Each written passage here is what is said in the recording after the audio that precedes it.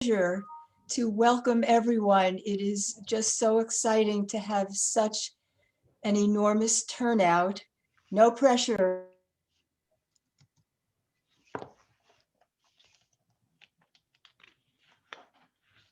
All right, let me try that again, unmuted. So it's my very, very great pleasure to welcome everyone. We're so excited with this enormous turnout and looking forward to a wonderful presentation. I have been working with Ron for several weeks now in preparation for today, and it is my pleasure to introduce our speaker. Ronald Schnuer holds a Bachelor of Arts degree from Franklin and Marshall College, a Master in Education from Boston College, a Master of Arts and a PhD from the University of Michigan, as well as postdoctoral study at the University of Pennsylvania. Professionally, Ron's career started as a teacher of blind and visually impaired children before he completed his doctoral studies, and that was followed by a career as a psychologist in a large working class school district, as well as additional university, clinic, and hospital affiliations. Ron and his wife, Sandy Sussman, who, by the way, have been members of the Jewish Center for 20 years now, have visited numerous World War II sites in England, France, Belgium, and Poland, in addition to the Channel Islands.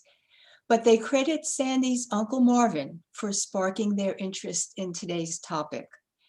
They accompanied him to the 75th anniversary of the D-Day invasion, in which he served as a 20-year-old in a US Army cavalry unit, landing on a mine-infested island off the coast of Normandy.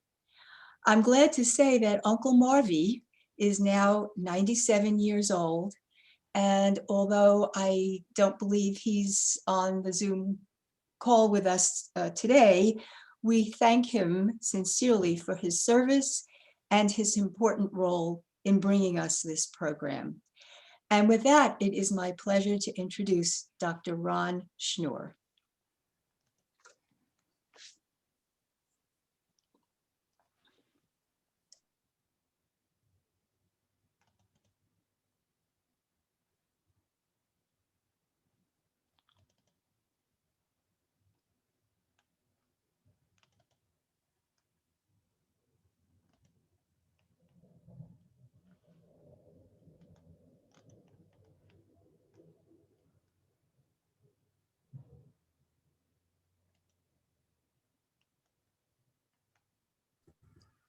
Ron, do you need help with this? Yeah, I'm having a little trouble here.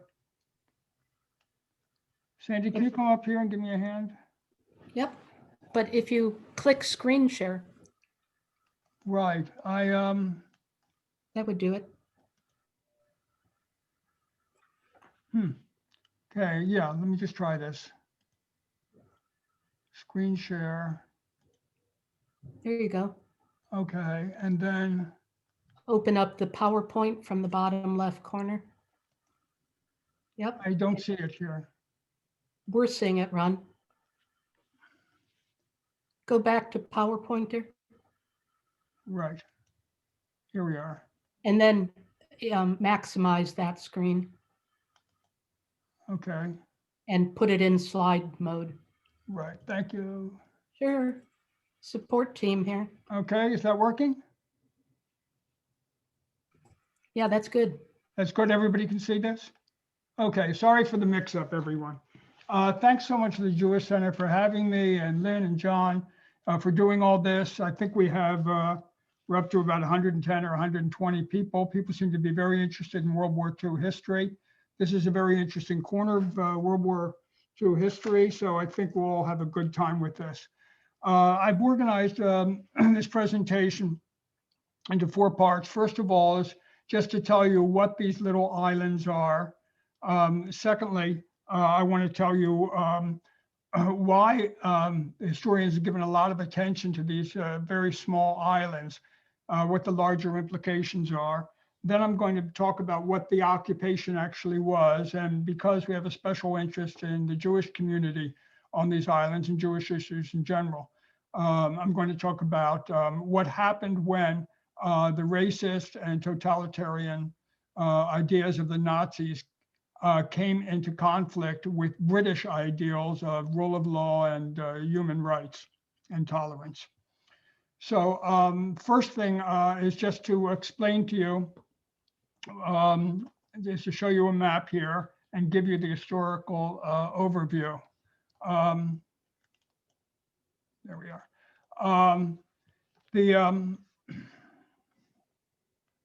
Here we are. This is a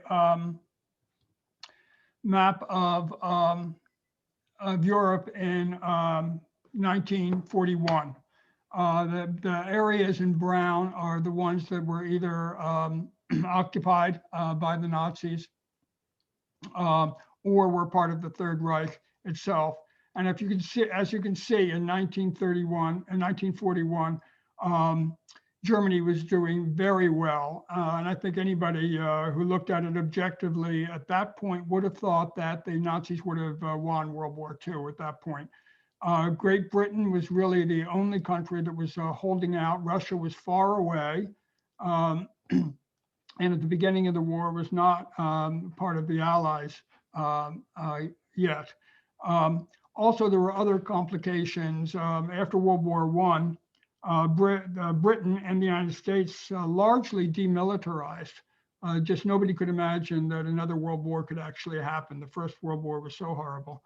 And the Great Depression kicked in, so there was no money. So just as a statistic, I jotted down that the United States in 1940 had about 100,000 people in the armed services. At the end of World War II, they had almost 16 million. So this shows that how weak these and unprepared these countries were. Meanwhile, Germany had rebuilt its industry and its military and had the most professional and strongest army in the world at that time. And you all know the stories of how they just rolled over Poland, the Netherlands, Belgium, Luxembourg, France, with almost no resistance. In this 1941 map, you can see that Poland has been partitioned, and Czechoslovakia has ceased to exist. And only Great Britain was still firmly anti-Nazi. Let me give you a close-up here of the islands we're talking about. These islands, there's a bunch of them. One of them is Alderney, as someone said, a small one, but the main ones are Guernsey and Jersey. And if you look at the inset on the left, that'll give you a better idea of where they're located. They're in the English Channel, right between France and the United Kingdom, but very close off the shore of France. You can stand on the beach in France and see these islands. And if you look at it, there's an interesting point. You would think they would be French.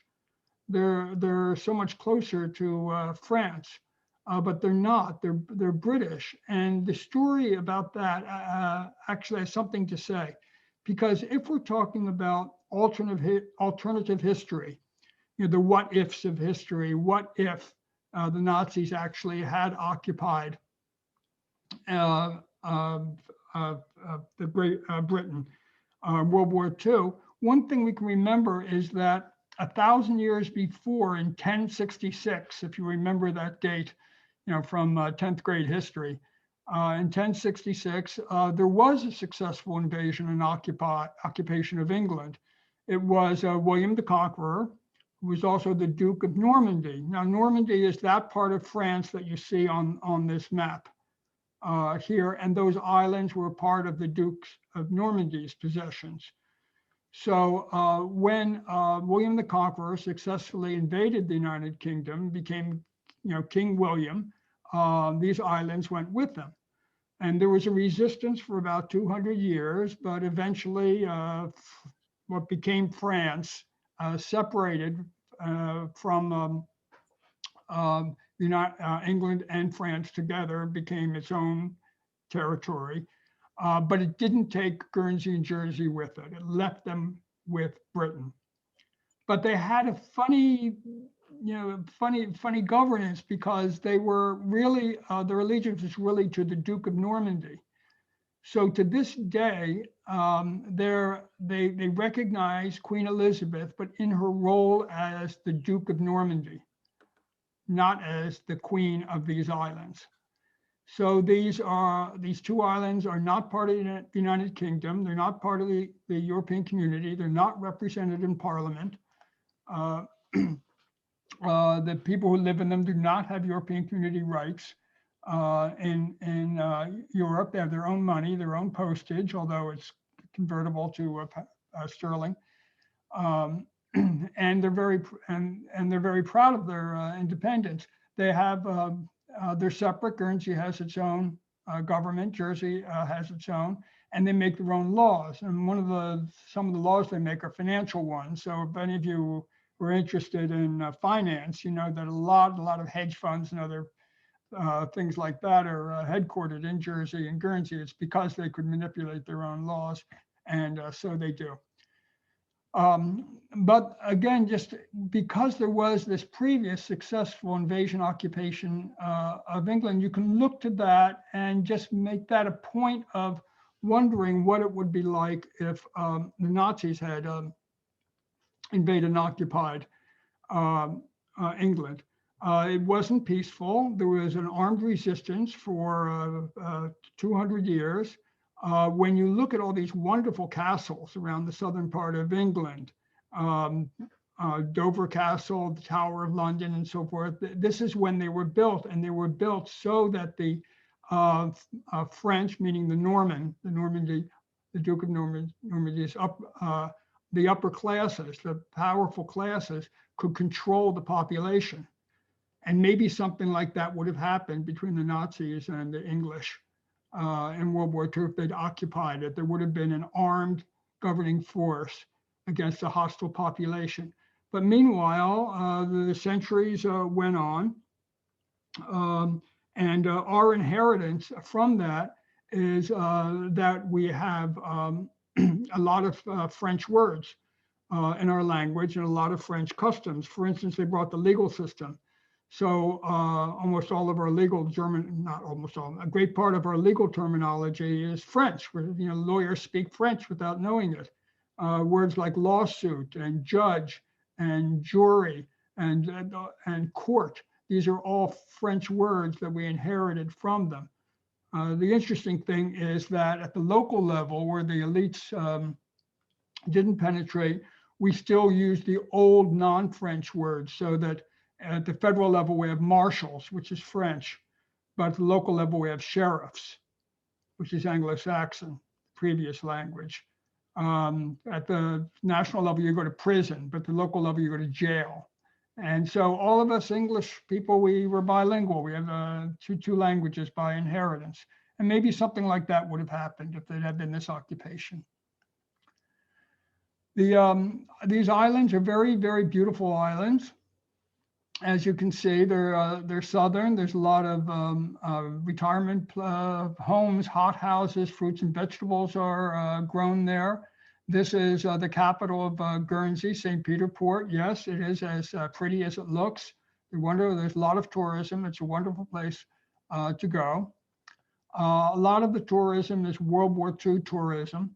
Now, the Germans did not know, thought that there would be an invasion, but they didn't know where it would come from. It could have been Norway. It could have been on the Low Countries. It could have been on the Atlantic coast of France. It could have been anywhere. But the fear was that they would use these islands as sort of unsinkable aircraft carriers and as a stepping stone to France. So they put an enormous amount of effort into fortifying these islands. These fortifications are just massive. Tourists come to them, to this day. This one, for instance, is for artillery, large cannons.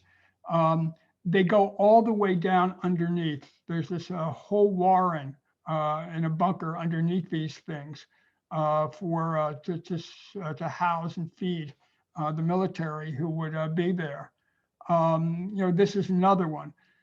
This one is not for artillery. This was for ship spotting in case an invasion force came past them.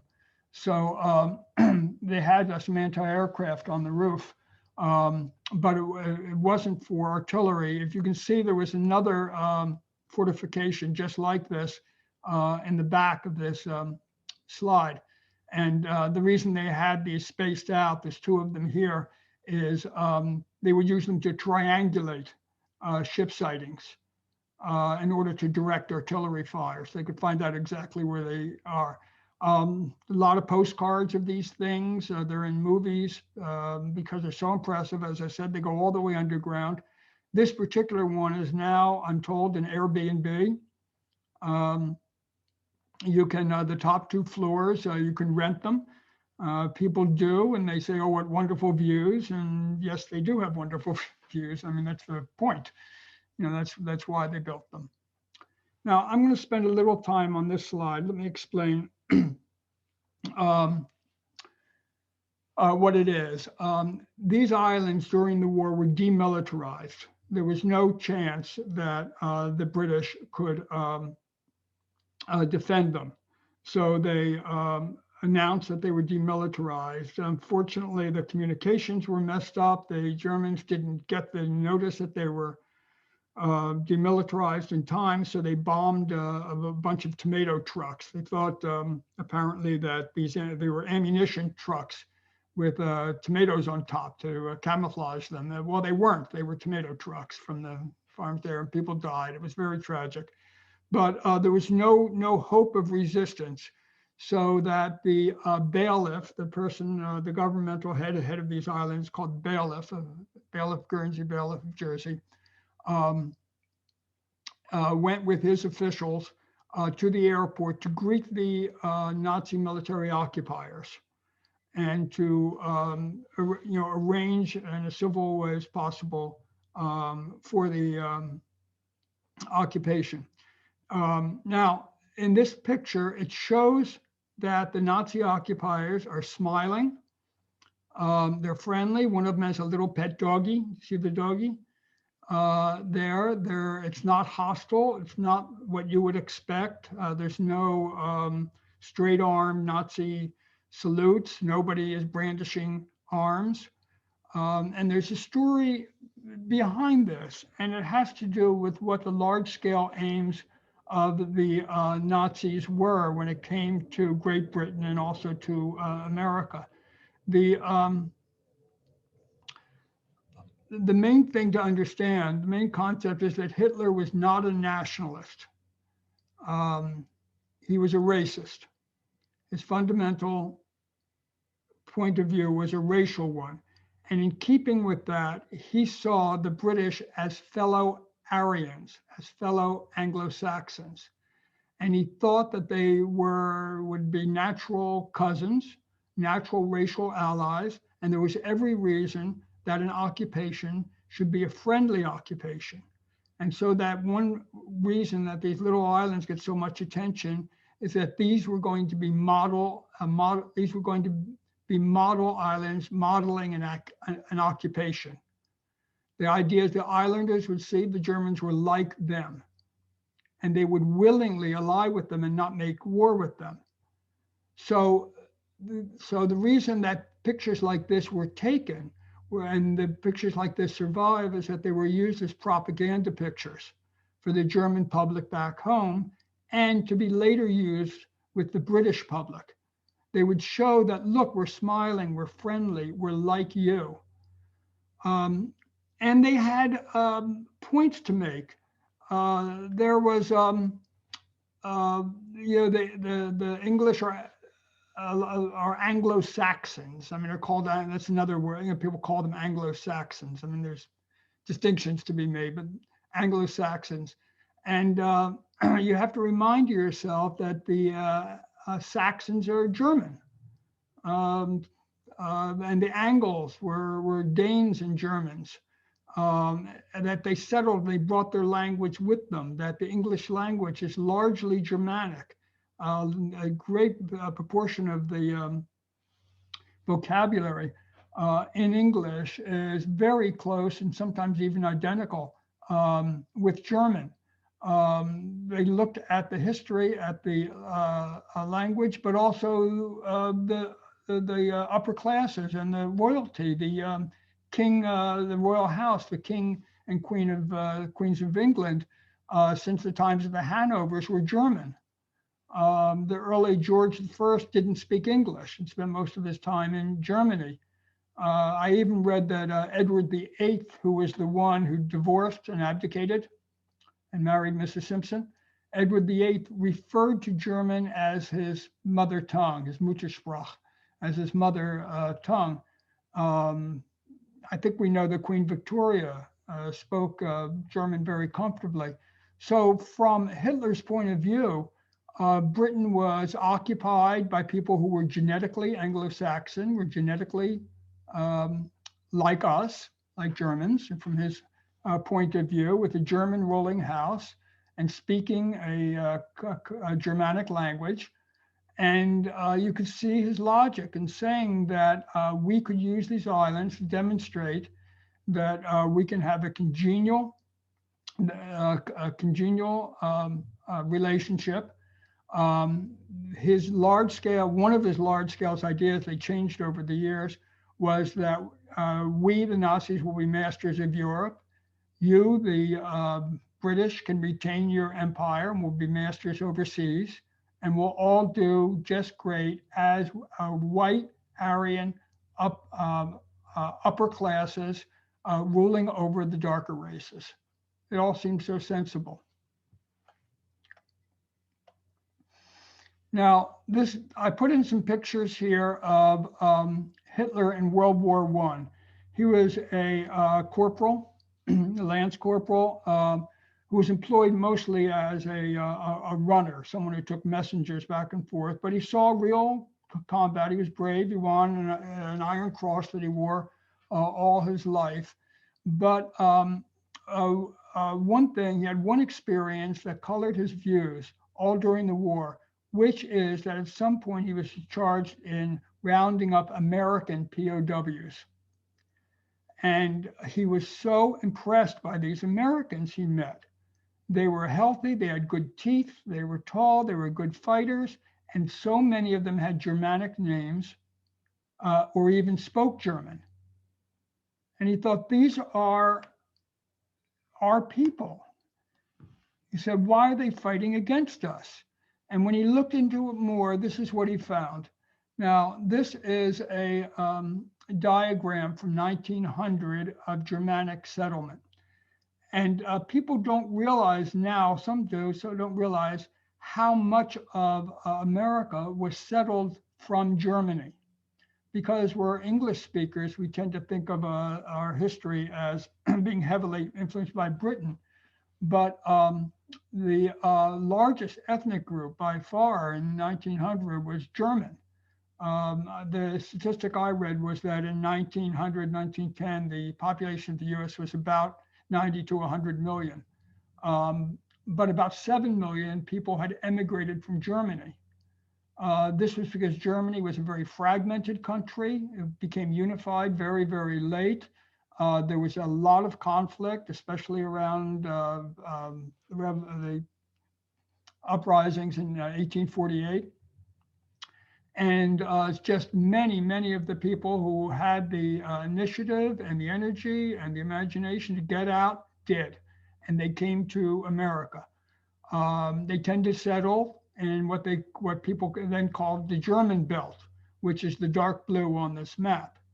So some of you might be able to remember how the very heavily German neighborhoods in New York, in Yorkville and so forth, and here in Union City and through Pennsylvania, of course, the Pennsylvania Dutch, which aren't Dutch, they're Deutsch, they're German, and then through the industrial regions and the agricultural regions, especially in Indiana, Illinois, Wisconsin, Minnesota, and the Dakotas.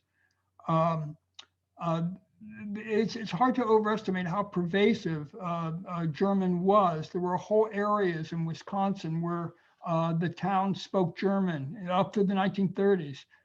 The public schools were, the language of instruction was German. The German newspapers were there. There were a sub-migration down into Texas, which exists to this day, that speak of kind of fossilized German from when they came over.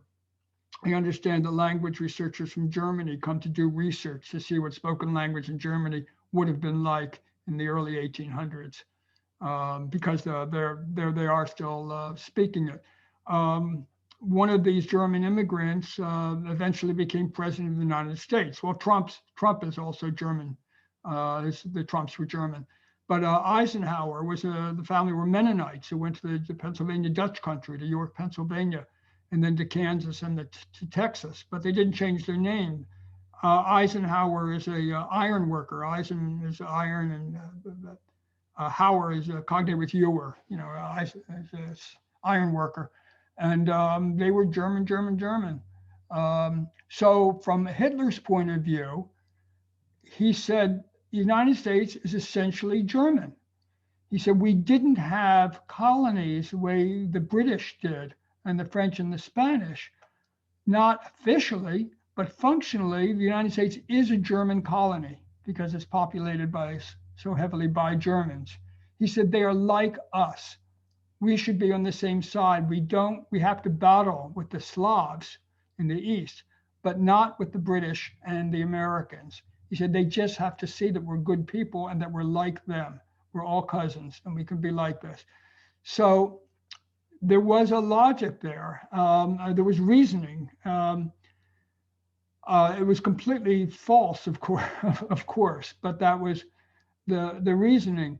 But it was so pervasive in Hitler's thinking that later in World War II, he made a special effort to sweep through the prisoner of war camps in World War II to find all the people of German descent among the American soldiers and just explain to them why they should flip over and become Nazi soldiers. And he actually thought he might have some success with this. It came to absolutely nothing. I mean, it was zero. Nobody would do it.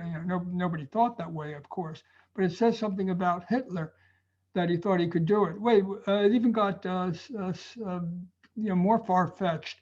One of Hitler's driving concepts was that Germany is too small, can't feed its own people, and is hemmed in. He said the British solved this problem by having an empire, the Americans by having a whole continent, but we have nothing. The only thing we can do is expand to the east through the Ukraine, which is a breadbasket, and through Russia. And that's why he invaded Russia. He said, we need Lebensraum, we need living space. Germany is too small and too hemmed in. But wait, here's where it gets really goofy. He actually thought that he could put the word out to the descendants of Germans in the Dakotas and Minnesota and Wisconsin, and they would come to the Ukraine and to Russia and do there what they did in America. They would farm, build communities, and build a strong German presence there.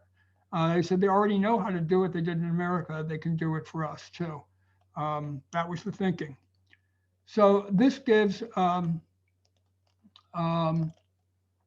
an idea of how strong the German influence was. This is 1939. The German American, and this is East 86th Street, New York City. The German American Bund, which was their organization there, was very, very strong. Here they are marching right down East 86th Street, which was the German area of Manhattan, Yorkville. Maybe people remember there were beer gardens there and so forth. You went up there for German food. But what a bizarre thing for us to look at now, to see a Nazi flag and an American flag leading a parade in America in 1939. But there were many, many sympathizers in Britain too. This is just a close-up. This is from, let me see if I can get the year. This is 1934. There were several mass rallies of organizations, pro-German organizations in Madison Square Garden. So if you can see here, there's a swastika with an American flag on either side of it. You know, Charles Lindbergh, one of the most famous people in the world, the great aviator, was explicitly anti-Semitic and pro-Nazi.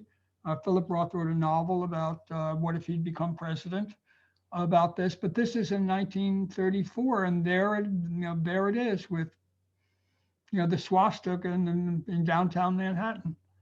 And close to home too, the German Bund was very active right here in New Jersey, where I'm speaking from. My father was at Rutgers at the time, remembers the many pro-German faculty at Rutgers at the time. This was a camp they had on Route 206 up in Sussex County in New Jersey in 1937.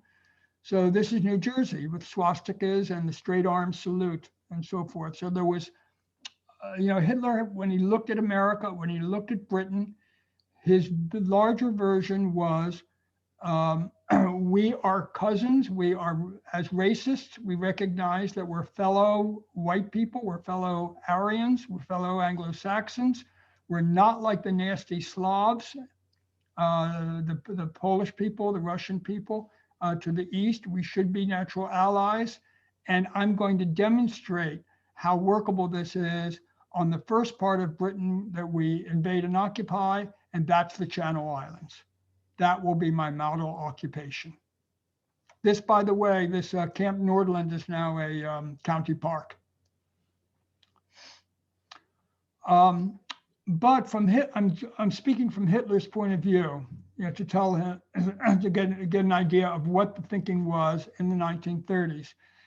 But he actually admired America very much more than Britain, because America, from Hitler's point of view, had the good sense to be explicitly racist. He said he believed in race, and he said he actually modeled a lot of the anti-Jewish legislation on American anti-Black legislation. He couldn't believe how explicit it was.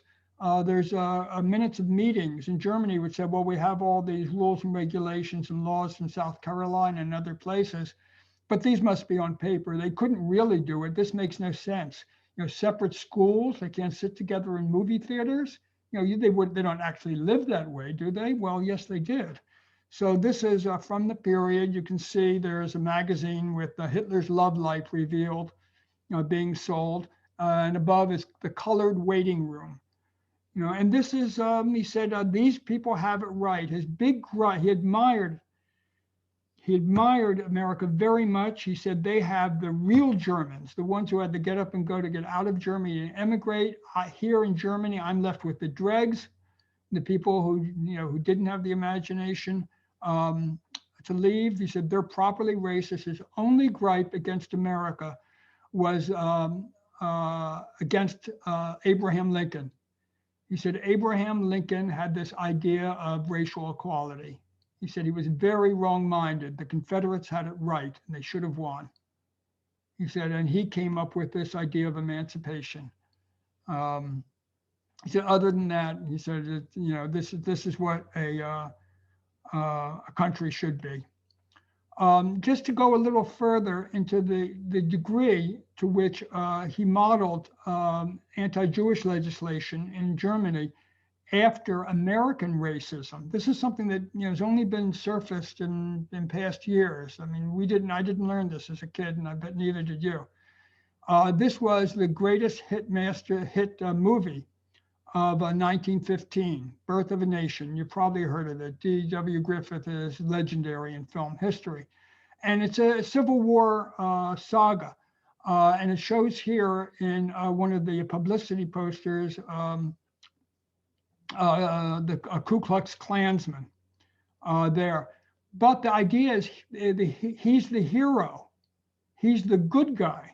The Ku Klux Klan were the good guys who are protecting their women against the blacks. This is a still from the movie. And it shows the Ku Klux Klan in the heroic figure and the nasty black people. And there's stills of them lusting after white women and so forth. Ironically, the studios were segregated at that time. So the guy playing a black guy is a white guy who was made up to look like a black guy because they wouldn't hire an actual black guy, which shows, I don't know what that shows. You can figure it out. So Hitler took over these ideas in modeling what his racist practices would be, and that he would demonstrate once he took over Britain and the United States. And one of his ideas was the influence of popular culture to influence everyone's ideas. So this was an anti-Semitic film at the time, very popular. Everyone knew about the Jew Seuss. People would boo him on the screen, but he took the idea from American cinema. He took movies and cinema very seriously. He saw how much they can affect people. Movies were tremendously popular, American movies, in Germany. It's one reason why Hollywood was a little bit soft on Germany during the 30s. They didn't want to antagonize this big market they had. But the interesting thing is that the Jew Seuss is not portrayed as a bent and unattractive character. He looks kind of, he looks like he has a lot of vigor. He looks kind of like a movie star. He looks kind of sexy. He looks like there's a lot of power. And the idea was that he's not somebody you would easily have contempt for, but he's wily. You can't trust them. You look into them and they have these eyes that want to control you. And it just shows, the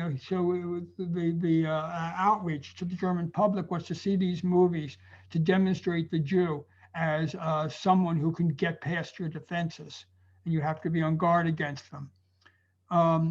The Germans also were anti-Black as well as anti-Jewish, but they didn't really make a distinction. The main thing is they weren't white, they weren't Aryan. So this is, Entarta music is degenerate music. Entarta is usually translated as degenerate or depraved. This degenerate music. And Abrechnung is a exhibition at the Staatsrat, which is City Hall. So this one shows a burlesque a parody of a Black musician, but he's wearing a Jewish star. And the idea is they're all degenerate. They're all degenerate.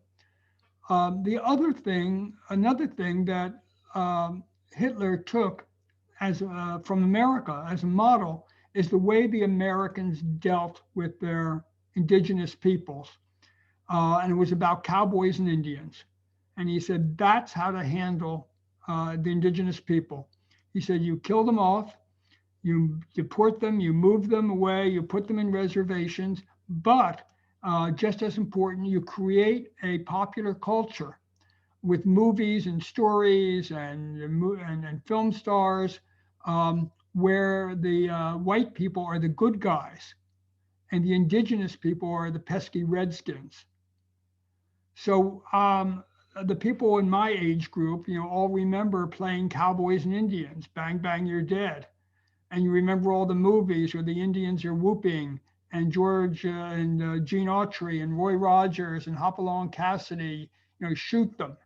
And they fall off, the stunt actors playing them fall off their horses in elaborate deaths. Even the expression, time to call in the cavalry. Well, the cavalry were the armed people oppressing the indigenous peoples. But even today, we think of the cavalry as the good guys. Well, from the point of view of the indigenous people, they were the ones who constructed forts, just like William the Conqueror constructed castles in England to control the indigenous people. The Western stuff was extremely popular in Germany. Every German little boy in the 1930s read Karl May. It was the Harry Potter of its day. And they knew all Old Shatterhand. Karl May had never actually come to America. I think he came to New York once and then went to the Niagara Falls. But he made up all this stuff. This is the son of the Baron or bears, and Jagers are hunters, the bear hunters. I don't know why he thought cowboys were bear hunters, but this was very familiar to them. I added this in. This is a picture of me. That's me on the right, when about 1951. I was about 5 years old, and that's my brother Steve. Some of you may know my brother Steve Schnuer on the left. And what you did, and maybe the people in my age group remember this, you dressed up kids in cowboy suits and cowboy hats. Remember cap guns? You had the little roll of caps, and you'd put them in, and you played cowboys and Indians. And we were the cowboys. Nobody was an Indian. You were the cowboys. And you would pick somebody to play the Indian, and you'd run around and go bang bang, you're dead, and you would fall with elaborate deaths. Now the idea today that you would give little boys guns to play with, and their play is shooting guns and shooting people dead in today's age, just shows how far we come and what a different mindset we had even in my own lifetime. And of course, American anti-Semitism, where you could have a book like Jew Jokes and it would sell, or Henry Ford, the noted anti-Semite, Ford Corporation, Ford Motor Cars, had his, the Dearborn Independent, his newspaper, where he had articles like the International Jew, and my favorite here, Jewish Jazz, moron music. And this was for many years up to the 1950s. I remember a lot of Jews wouldn't buy Ford motor cars because of him. And Britain had its own version of this. This is a 19th century British colonial family in India, where the colonials in general established a white upper class and had developed all their language for the darker skinned people, but had no problem being a ruling colonial class. And Hitler thought this was exactly the way it should be. Of course, it should be this way. But the idea of having a picture taken that way, being born, let's just say you wouldn't have this photograph taken today. So eventually the Nazis did arrive on the Channel Islands. They had their idea this was going to be a model occupation, as I said. So they didn't come in with tanks and guns. They came in with a band playing their music. One of the Channel Islands, a very tiny island, is Sark. That's the entire island. Those are agricultural fields.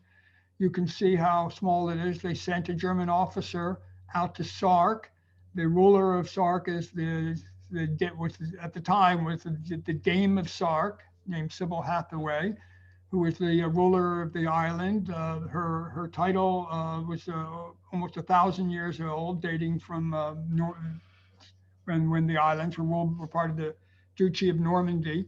And this was a propaganda picture that the Germans took. That's why this picture exists, of this friendly takeover. We're here, your German cousins, your fellow Aryans, your fellow Anglo-Saxons. Sybil Hathaway did everything she could. She was an honorable person. She had to take care of her population. It's a tiny little island. But in her book, she put in a detail that I'll just repeat because it's kind of striking. He said, the German officer came and said, we want to have a civil occupation here. There's no reason why we can't get along, and I will treat you appropriately. And Sybil Hathaway said, are you going to give me any reason to think that a German officer would treat me inappropriately? And he said, absolutely not. And she said, in that case, you may come in the house. And then what he did was he went into started to go in the house, but he stopped to wipe his feet on the mat. And then he went in the house. And Sybil Hathaway said, at that point, I thought, maybe we could get along. These are people. So now I just have a series of what the occupation looked like. And the main thing is there were a lot of them. I read there were somewhat over 62,000 inhabitants of the islands at the time, and there were somewhat over 28,000. So it was almost one German soldier for every 2 occupants. They really wanted this to work. They purposely got units of educated, healthy, good-looking soldiers who knew how to behave. And there they were on the city streets with the population. Now, before they came, large segments of the population had evacuated the islands to England, including almost all the young men of a military age, and they did military service in Britain. So the people that were left were mostly women, children, and the old. But these soldiers are there. You can see that little sign they put up, Soldatenheim, barracks, soldier's house. Heim is home or house. Soldier's home, which they put in. Here they are with the bus. There's an advertisement for ale stout. There's dogs, there's families, there's children. They're mixing. They're walking down the street. There's baby carriages. Here there's a Bobby and a German soldier keeping order. This was the commandant of Jersey, the occupying force. He's being driven by a Bobby who opens the door for him very respectfully. They're administering the islands. They're getting along. By the way, I just got a thing. Someone said, does New Jersey have anything to do with the island of Jersey? Yes, there was a guy named Sir George Carteret, who owned essentially, ruled the island of Jersey, and he was granted after the Dutch left where we live here in New Jersey, the Dutch New Netherlands, the Dutch territories here in New Jersey were given to the this Carteret guy, who renamed where we live New Jersey as well, and that's why we see that name around. Carteret, New Jersey, is named after this guy. Elizabeth, New Jersey, is named after his wife, not after Queen Elizabeth. So we have our own Jersey connection. When we were in Jersey, I told Sandy I wanted to buy a Jersey T-shirt, so I did. And wore it around, but nobody said anything. And then I realized wearing a shirt here in New Jersey that says Jersey doesn't stand out. Everybody just calls it Jersey. This was a plum deployment for the Germans. Mild islands, a docile population. They weren't going to get shot and killed. They went to the beaches. They did cookouts. Look how good looking the people are. These are good looking guys.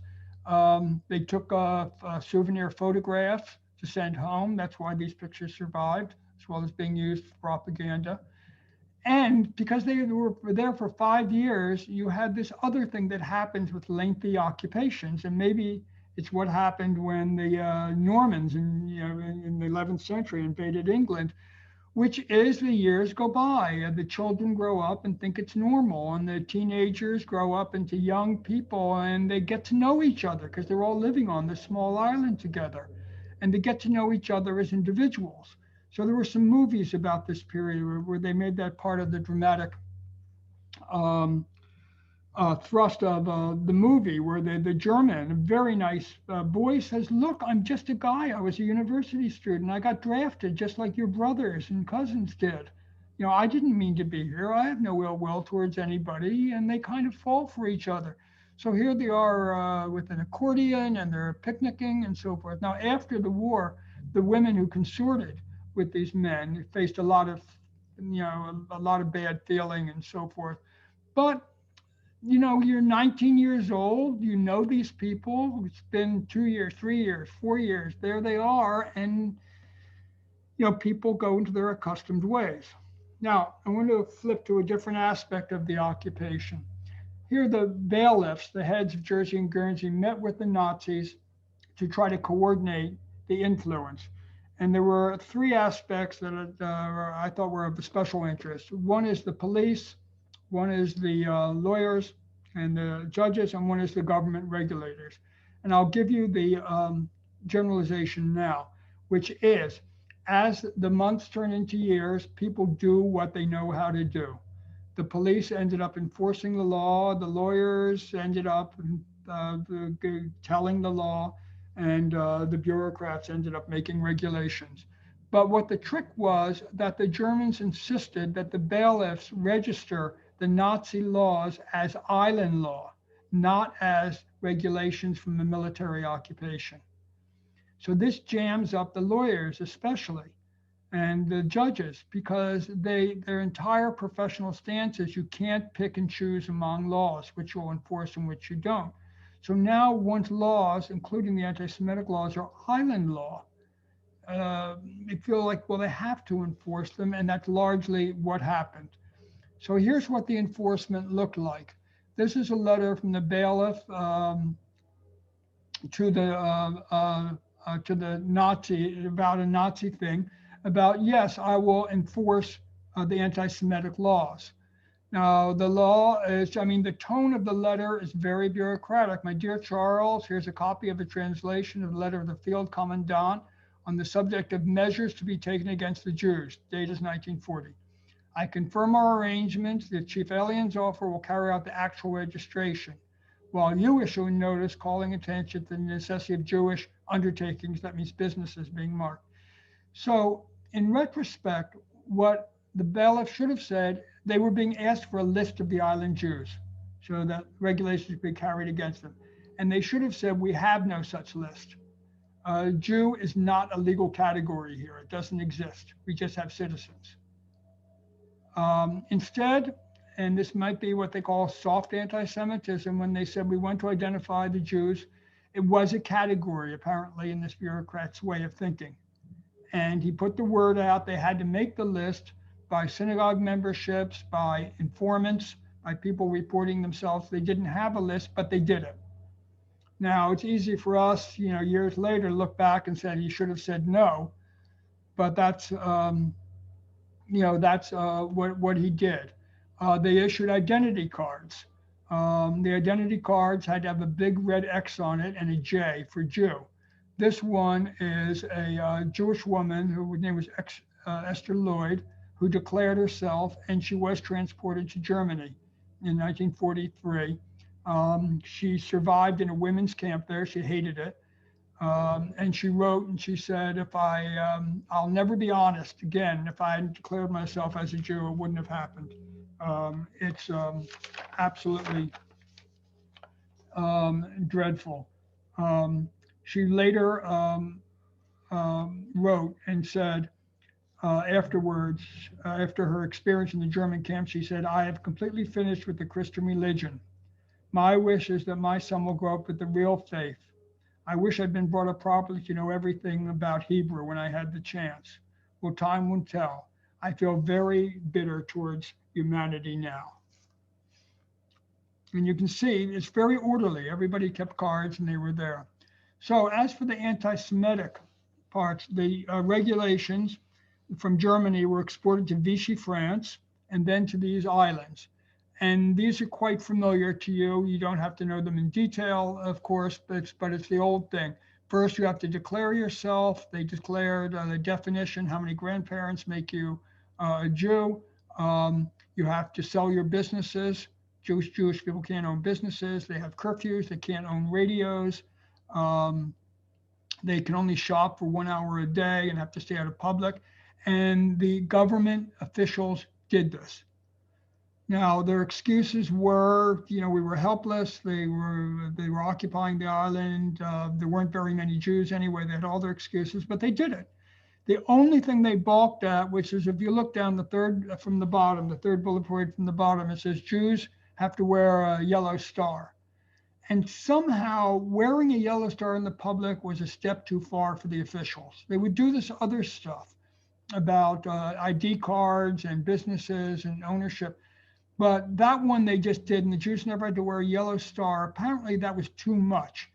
And they did what bureaucrats know how to do. They dragged their feet. They got perfectionistic about it. All of a sudden they couldn't find the forms. We don't have any yellow stars. We have to request them from Germany. Oh, the order got lost. And they never did it.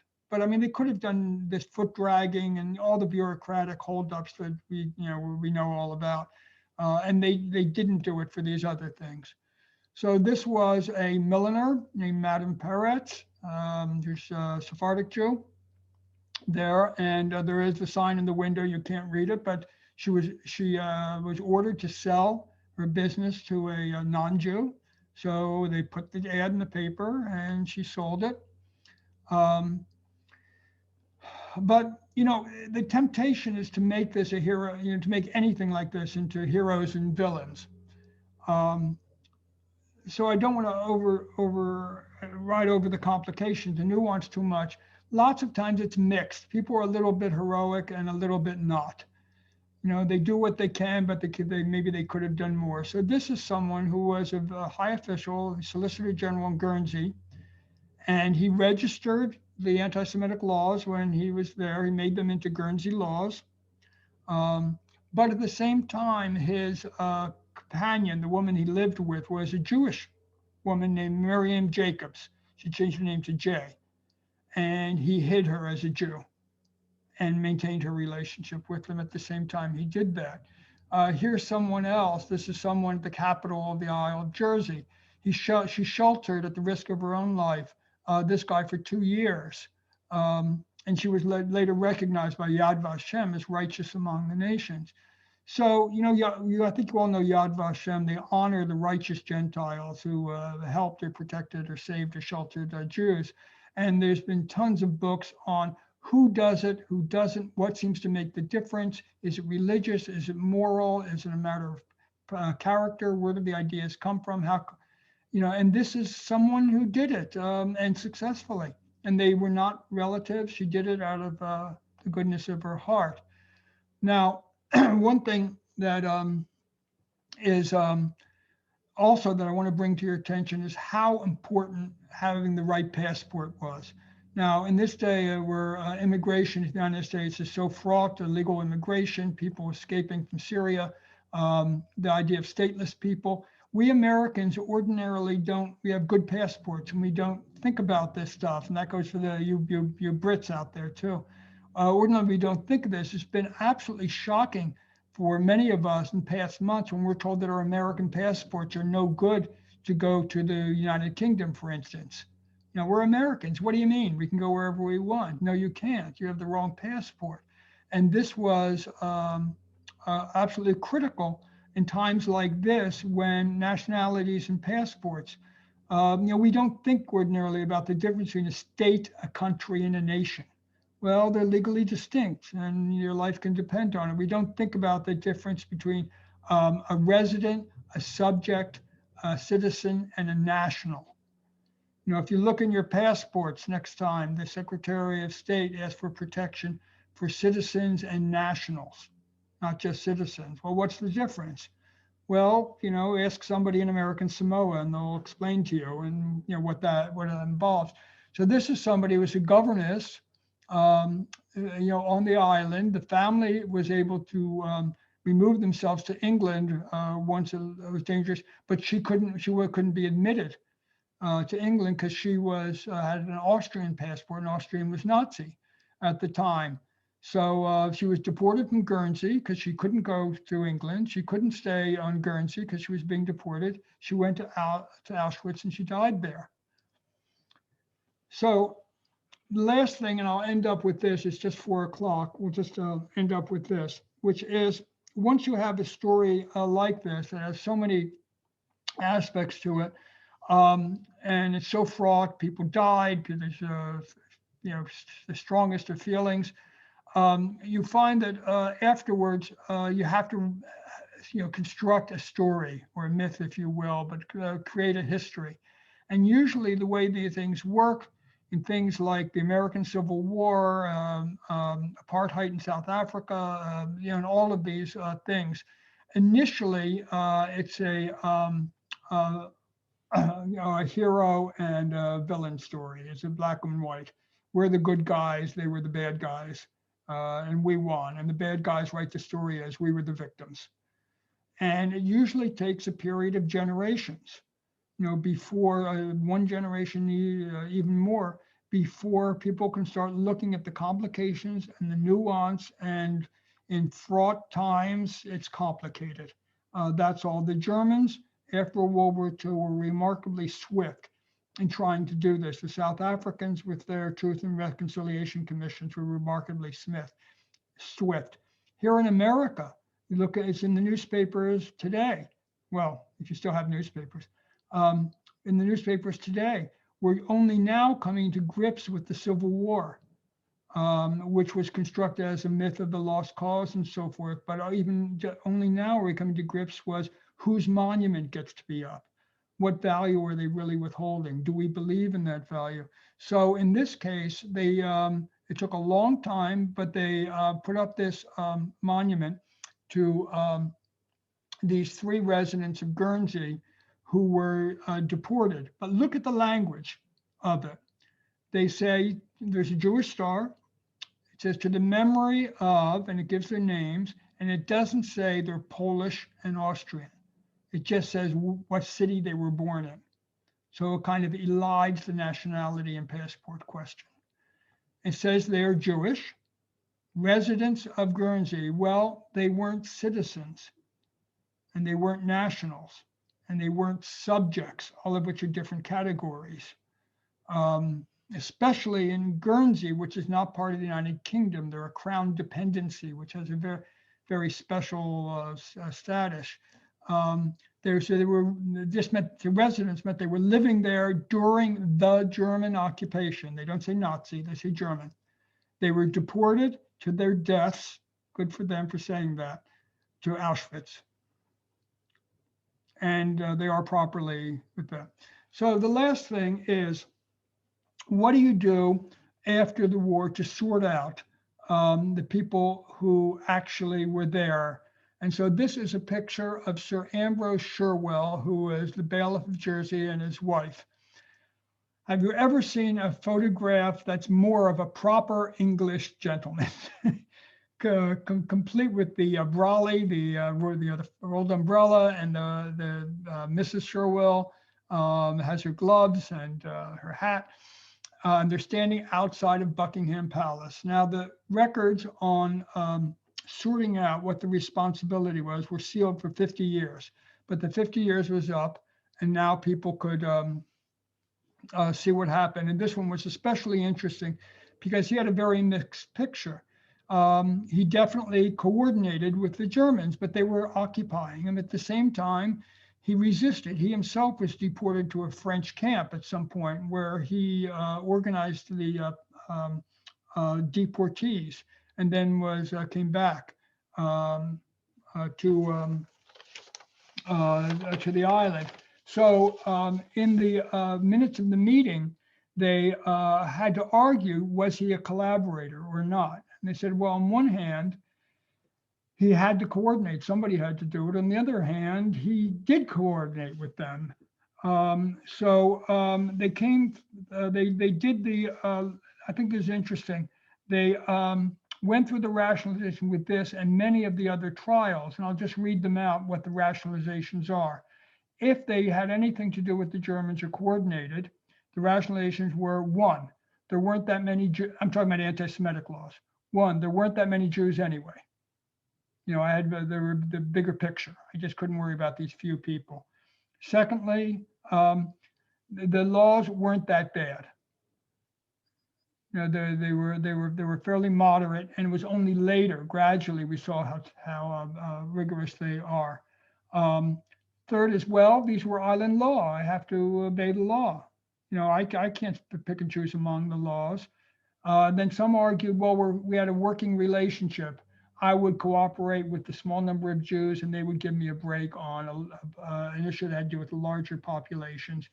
And the last argument, which is, look, the Germans were going to do this anyway. If I wouldn't do it, they would just shoot me and put in somebody who would. So I did the best I could. So I'm going to conclude my presentation by saying what the conclusion of this was. When the minutes came out, they were arguing, is he a collaborator, or did he do just the best? Did he do just the best he could? And someone, I think it was near lunchtime, someone said, we can't go on with this meeting anymore. He said, let's just get down to the decision here. Obviously, what we have to do is one of two things. One is we're going to hang him, or we're going to knight him. And they knighted him. And there he is at Buckingham Palace receiving his knighthood. That concludes my presentation, and I think we have a little time for questions. I remind you, we have some English people here, and I'm sure they would take questions as well as, and probably better than I could. Thank you so, so very much, Ron. This has been an exceptional presentation. You've given us a really deep look at this slice of World War II history, and we thank you. So as you said, we do have time for questions. And if you folks are comfortable, please use the chat function, and we'll try to get to as many as we can. Okay, Ron, and you're could going to do this, right? Ron, could you end your screen share? Oh, yes. There we are.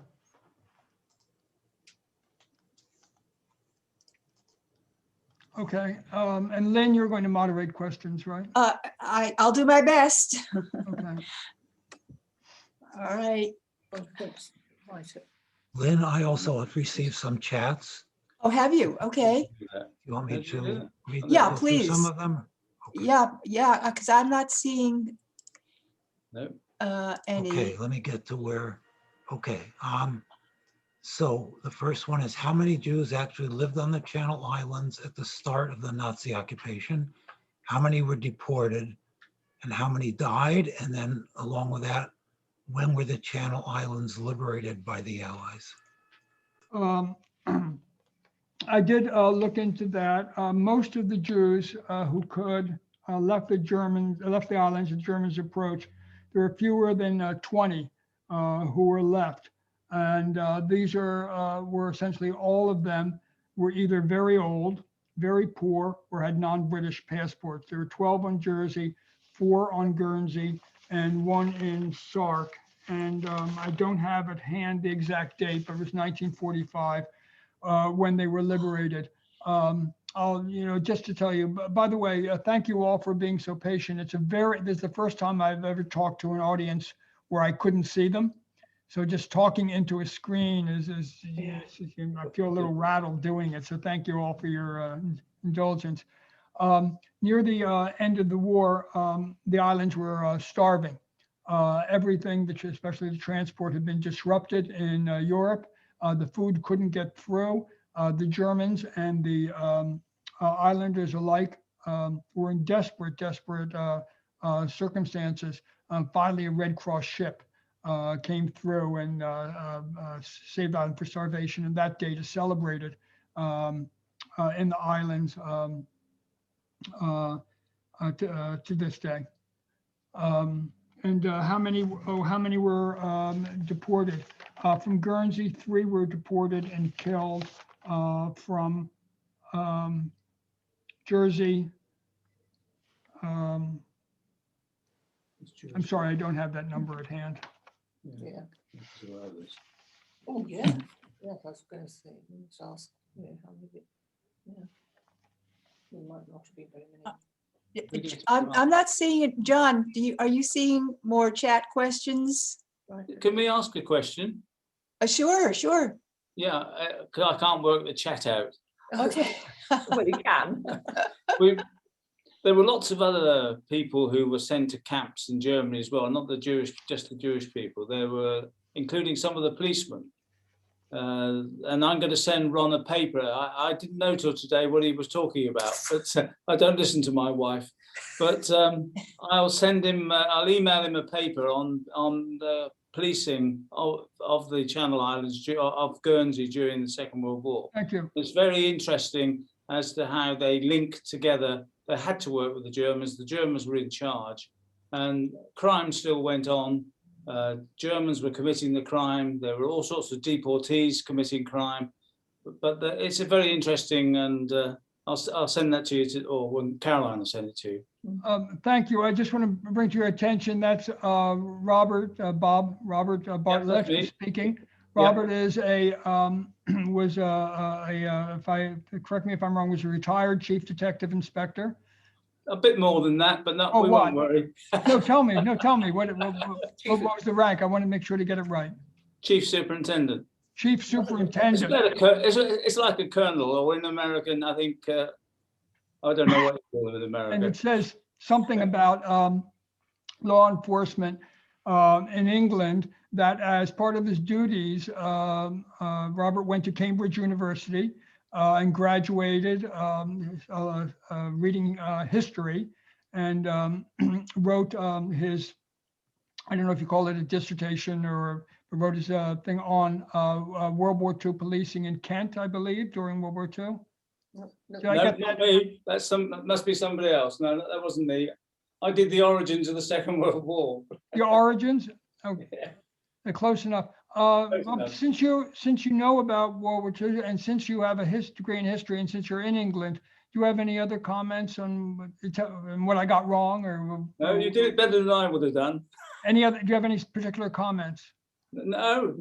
Say I'm quite content. I think you did better than I would have done. Thank you. Mary Edie, can you hear me? Can you unmute yourself, Mary?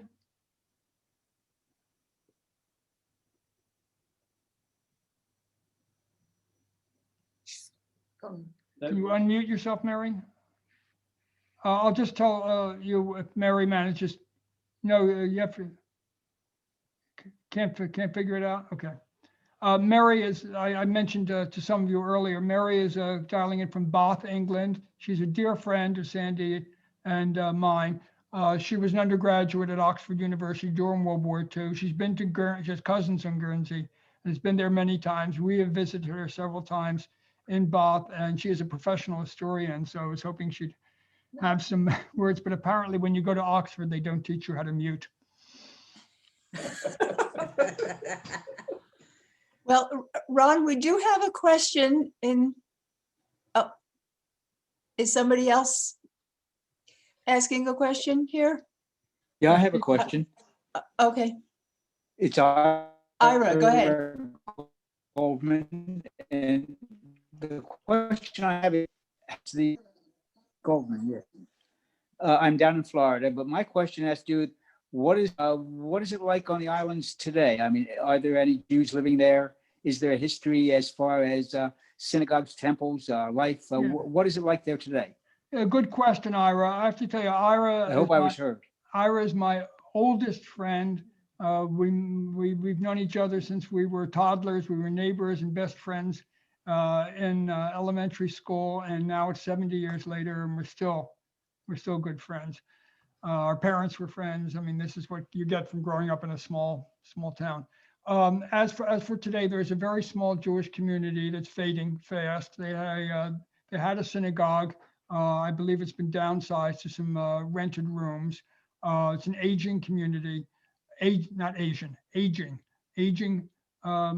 community. So there's a little bit left, but not much. It was in the old days, like a lot of industrial and manufacturing towns.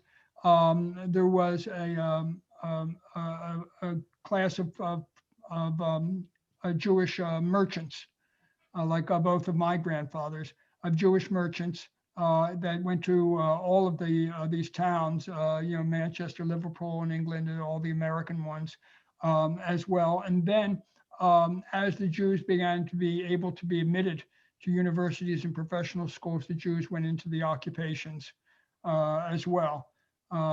Then their kids all became rock musicians and independent film producers. So that's how it goes. So we do have a question, Ron. You've talked about that there was not much resistance from the officials and government. They kind of went along for the most part. But was there resistance from the rest of the population on the Channel Islands?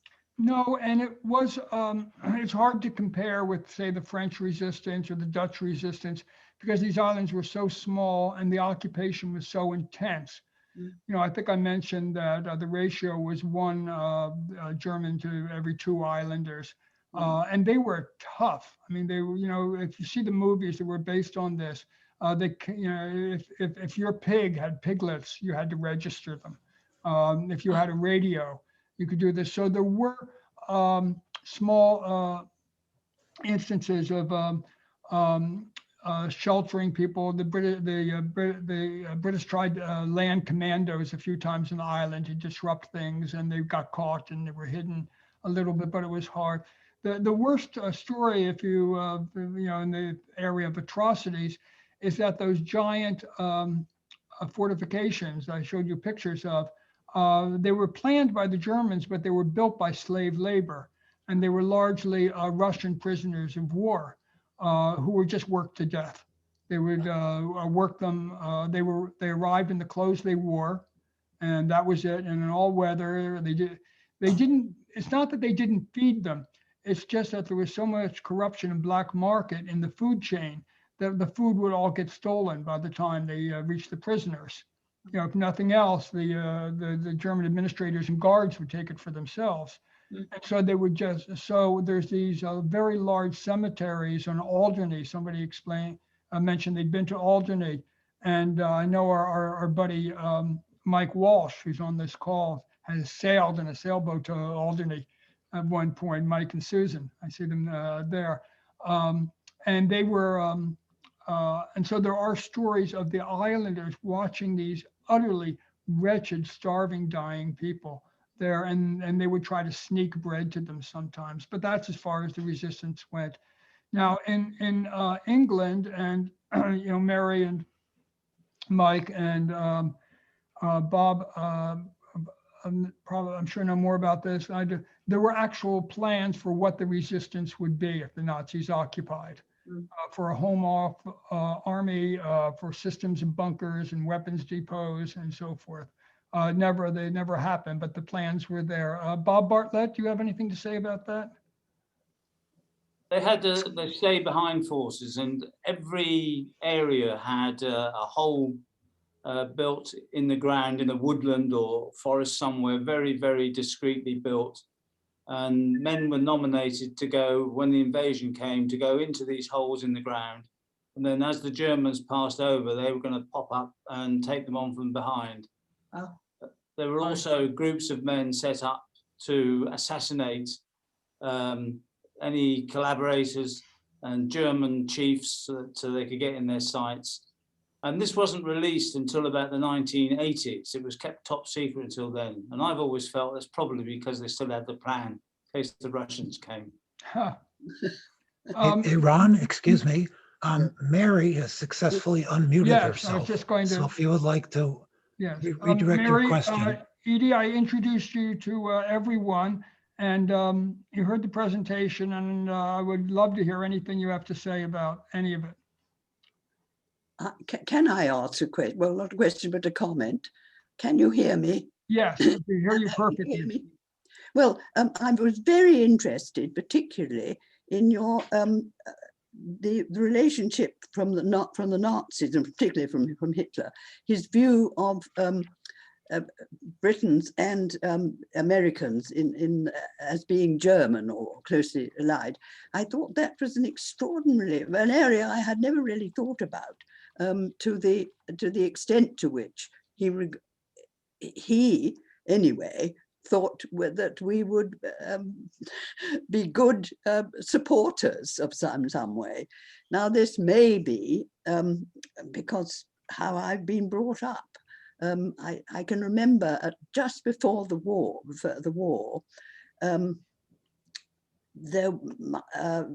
in my family, we had a very interesting sort of newsletter being sent round by post. I can't remember the exact number of things, but it was a very liberal one, and very much concerned with how Nazis were spreading across Europe, and the feeling in the country was divided. There's this very strong view that we don't want to fight another war, and of course that's morally a good thing, but of course it was nearly proved a disaster. But I was very interested in your attitude about this, and to see that extraordinary map of America, the amount of German immigration to America was extraordinary, and how strong it was in different Yes. parts. Well, to this day, our early education, they're all called kindergartens. They're straight Yes. from Germany. and that's what we called them. But it was, he loved movies. Hitler loved movies, and the cowboy movies actually had an effect on him. He was reported to have said, we must, just as the Americans expanded to the West, we will expand to the East and become a great country. The Volga will be our Mississippi, and the Slavs will be our Red Indians. Yes, that's Extraordinary, isn't it? extraordinary, yes. Ron, two things. This is Sandy that I wanted to jump in with. Okay, and I saw that Norma had a question also, but go ahead, Sandy. And Sandy and then Norma. Mhm. Just to say to our many friends and family that are on the call, if you're able to stay afterwards, when the program formally ends, the room will stay open and we can visit for a little bit. But we also recognize, that it's getting late, both in England and Paris and other places where our friends have joined us from. So if you sign off, no problem. And Ron, after Norma's question, if you think it appropriate, in response to part of what Mary asked about or commented on, is your point about why the Nazis did not wipe out the British at Dunkirk. Well, okay, I'll just mention that quickly. There's a lot of theories about why, when the Nazis had the British cornered, and why they didn't. And one of them was this theory, this point of view that I'm describing, fits in with that decision. The idea is that he really thought that Britain could ally itself with the Germans. There was enough pro-German thought, enough anti-war thought in England that could happen. And that why would he want to kill off hundreds of thousands of young men in the prime of their working life, which will be the backbone of a later Nazi-allied England. Once England had come to its senses, saw that they were cousins to the Germans, and if only he could get rid of that pesky Winston Churchill, who was so stubborn. That apparently he sent assassination teams against Churchill. He said, he's giving people these crazy ideas that they should fight us. They shouldn't. We're fellow Anglo-Saxons. Norma? Ron. Oh, sorry. Hang on, Caroline. Yeah. I just had a comment. Who do you want to talk? Norma, you go first, and then Caroline. Okay. I started to say before it started, I had a pen pal in Alderney for 10 years. I went to school in Washington, D.C. When the war was over, on trick or treat night, our school and a lot of the other schools in Washington collected food to be sent to Alderney because during the war, the children were evacuated off. I don't know about their families. They came back, and of course there were no animals there and there was no farms left, and they were starving. So we collected a lot of food, and they asked if we wanted a pen pal, and I had a pen pal there for a long time. And we kept corresponding. Her life was very different from mine. I would get little pictures of her in her plaid school uniform, and she blew a bugle. She was taking bugle lessons. And her life was different than mine. It was not intellectual. Her father was a bus driver. She married her high school sweetheart when she graduated high school. I don't think he did too much for a living. He was a mechanic or something. And I was in college. And then when she got married, she lived in an old stone house, and she had several generations of family from Alderney. They prepared her wedding, and they make this fruit cake with, I don't know, whiskey or something that ages for months. And she sent me a piece in a little box to America. She said, put it under your pillow and your wish will come true. And that's when our friendship ended, because I was a student and she was married. Thank you. Norma, nice. Did your wish come through?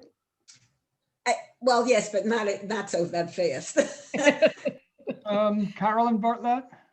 Hello, Ron. I wonder if you perhaps read the book, which I've forgotten the title of, but talking about the attitude of Hitler towards the British as, sort of fellow cousins, as it were, related people.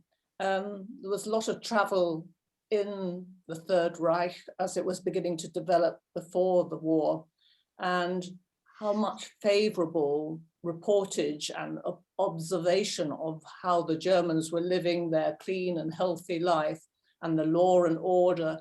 And a lot of the Brits who went and traveled there, and I believe Americans and other nationalities, were very much in favor of what was going on. So there was probably a little bit of substance for for Hitler's optimism about future relationships with the Brits. So I could find it. I know anyway, there's a very good book which has actual examples of letters and correspondence and diaries, which shows, primary evidence of this relationship. Anyway, over now. Thank you. There's a question in the chat room, or an observation, that in the book Cast by Isabel Wilkerson, Yes. she outlines in great detail how Hitler Yes. adopted the strategies used by anti-Blacks during Reconstruction and later. Yeah, there are notes from meetings they had to enforce anti-Semitic legislation. As I think I said this, where they actually had, I think, South Carolina laws, and they read them and said, well, we can just adopt these and cross out Black and write in, well, it was probably Negro at the time, cross out, or colored, cross that out and write in Jew. Mary, did you want to say something else? Mary Edie?